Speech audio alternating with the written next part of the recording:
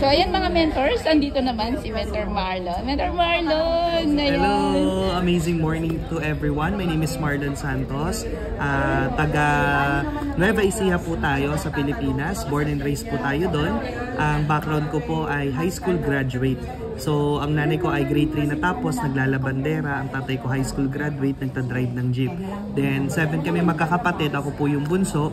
And lahat kami galing sa wala, galing sa hirap. Nung nakita namin yung network marketing, nabuhay yung pangarap namin. Nakita namin yung hope na kung saan magiging mas maganda yung aming lifestyle at mas maganda yung aming magiging kita pag nasa network marketing kami compare sa mag-work tayo. Kasi dito nakita natin yung power of duplication, leverage, and delegation na kung saan you can experience to earn money while you are traveling. Kagaya namin, we earn 6 digits kahit andito kami sa Europe, nagta-travel ngayon. And ang masarap no na ma-experience mo dito is yung makatulong ka din no, sa ibang mga tao. So ano ba yung naging struggles ko na nag-start ako mag-network? Siyempre, sa mga naging struggles ko noon, una, connection. So wala tayong connection kasi ano tayo public school, bunso sa magkakapatid, sa magpipinsan. So wala akong masyadong influence sa mga warm market ko. So nag-cold marketing tayo. So nag-post lang tayo ng post sa Facebook hanggang sa na-meet natin yung mga leaders natin sa iba't ibang bansa. And ang struggle ko naman doon, syempre, is yung paano ko makapag-build ng relationship sa kanila. So, ang ginawa po natin is, tsinaga natin yung internet. So, kapag may mga meetings sa head office, pag may mga gatherings, may mag-trainings, gaya ng ginagawa ni Mens, nag-video ko, sinesend ko sa kanila, pinapafeel ko sa kanila na they are valued, they are, kumbaga, parang belong sa ano natin, community natin, and we don't let them feel na negosyo lang. We let them feel that we are that they are part of the family, which is yun naman talaga yung kailangan for a long-term building of network. So kapag pamilya kasi kayong kumikilos, mas magiging strong yung foundation ng inyong organization.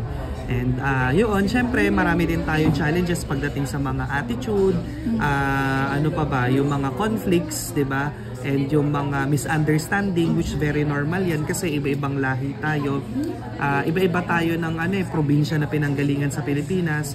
So pagdating sa ibang bansa, syempre meron tayong, yung iba madaling ma-offend, yung iba ayaw nila ng ganitong humor, yung iba naman gusto nila yung ganito, ganyan. Yung iba nagmamature pa.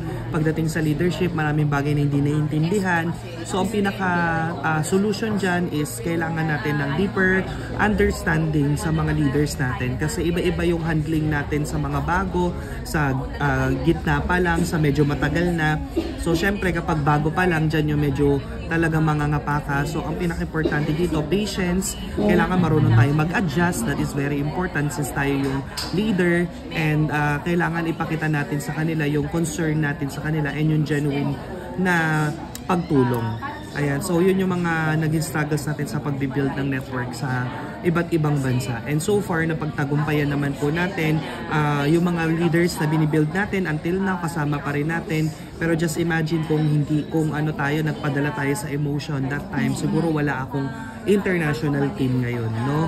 So yun po, kailangan natin, we know how to handle our emotions and we know how to build good relationship with others, no?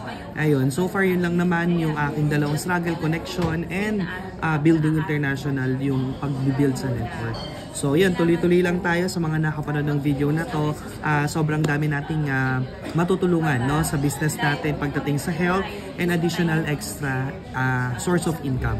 Ayan, lalo na sa mga kabayan natin na nasa ibang bansa na puro palabas yung pera, puro papadala, at least merong mga papasok na income din sa atin. So thank you sa mga makaka-watch ng video na to, and I hope that and pray na more blessings pa sa ating lahat dito sa I Am Worldwide. God bless! Thank you!